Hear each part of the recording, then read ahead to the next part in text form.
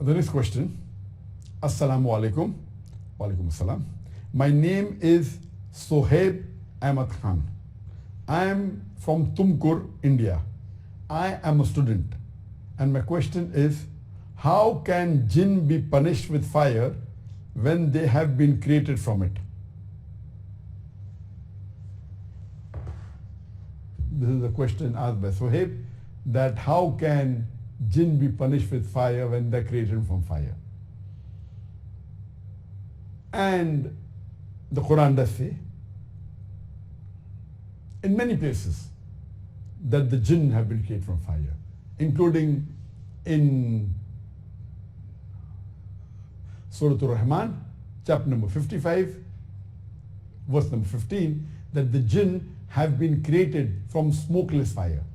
It's mentioned in Surah Hijr, chapter 15, verse 27, that the jinn have been created from fire, from the scorching wind. And there are various verses in the Quran where Iblis says that Adam, peace be upon him, has been created from clay. I have been created from fire, saying that he's superior. There are various verses. Now coming to the question that if the jinn have been created from fire, or the Satan, who are jinns, created from fire, including Iblis, then how can they be punished by fire? The reply to this question is that in the Quran also says that the human beings have been created from clay. Allah says in the Quran, in Surah Mu'minun, chapter number 23, verse number 12, that the human beings have been created from a quintessence of clay, from teen, from solala, quintessence of clay, that is teen. The Quran also says in Surah Safat, chapter number 37, verse number 11, that the human beings have been created from a sticky clay. Here also the word used is teen. Today we have come to know that human beings, the composition that they have, the components, the elements, what is present in the human body is more or less, but the same components also present in the earth. That is scientific.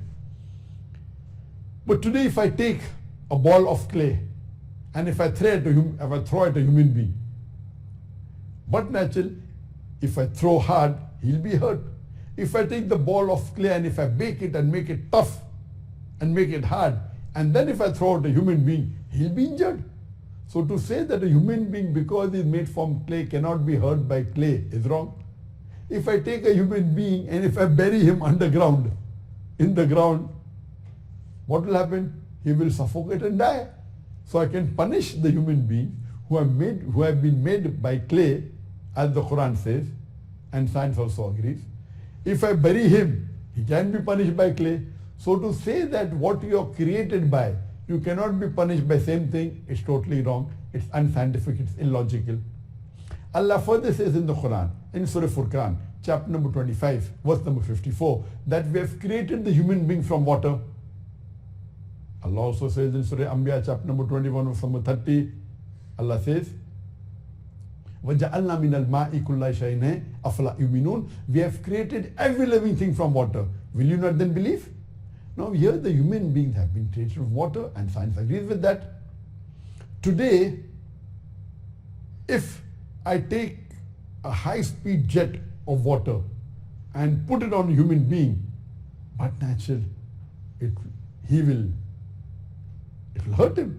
That's where you find the police using water jets, with high speed. And when they point at the human beings, by the force they are thrown behind, they can get hurt with it. If you have heard about one of the worst type of torture, is called as water torture. It is called as waterboarding. In layman's terminology, water torture. What they do, they keep that person on a board and they tilt the board where he's sleeping, so the legs are on top and the face is down. And then they pour water onto his face. So water enters the nostril and he feels suffocated. To make it more worse, they put a cloth so that the water cannot come out, and you pour water, and because he is inclined, the nose is pointing upwards, the water enters the nostril, enters the lungs, it is suffocating, it is asphyxiation. He cannot breathe. And sometimes they put a sellotape on the mouth so that the water cannot come out, the water only enters the nose, as though he's drowning.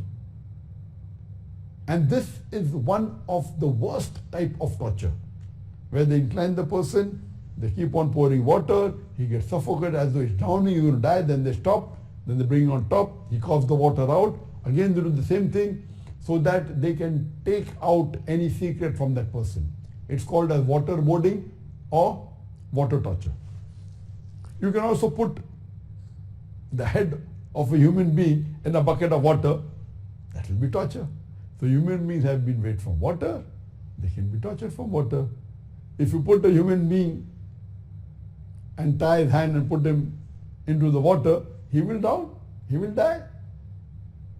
So though he is created from water, he can be tortured from water. So to say that because the jinns have been created from fire, what is the use of putting them in fire, they will not be hurt, it's totally wrong.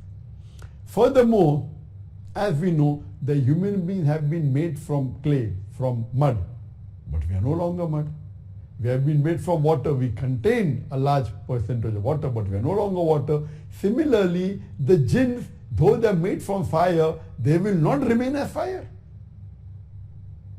Even if they are fire, they can be hurt by the logic I gave.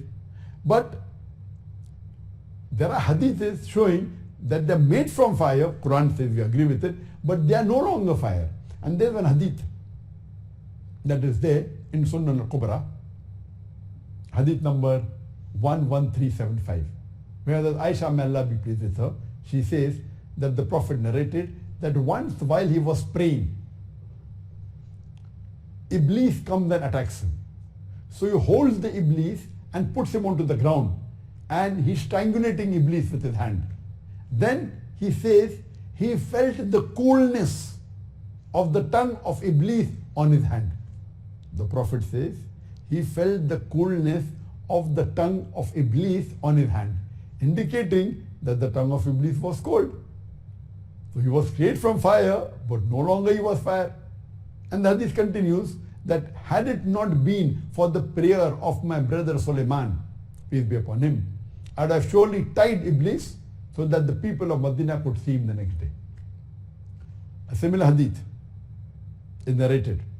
It's mentioned in Sahih Muslim, hadith number 1211, where it said that Prophet, peace be upon him, he says that while he was praying, he could see Iblis comes with a fire to burn the face of the Prophet. And the Prophet catches him, and the Prophet says, had it not been for the prayer of my brother Suleiman, I would have surely tied Iblis so that the children of Medina could play with him. If Iblis was yet with fire, why should he get fire to burn the Prophet's face? If he's fire himself, he doesn't have to get fire. And if he's fire, the Prophet cannot ask the children to play with him. This indicates that like the human being, we are made from clay, but we no longer are clay. We are made from water, we are no longer water. Similarly, the jinns have been made from fire, but they will not remain fire. So both the ways we can argue that even if they are fire, yet Allah can hurt them. Allah is the creator. But from the hadith we come to know they are no longer fire by the coolness of the tongue of Iblis, who was the jinn. And if the children could play with the jinn, they can't play with fire. So based on this, they will not remain as fire. So that's the reason Allah says in several verses that we will put them in Jahannam, in the hellfire forever, and they'll be punished. Surely they'll be punished. The jinn will not remain as fire, and they'll be punished by fire by Allah subhanahu wa ta'ala. And whatever Allah says, Allah has verily spoken the truth.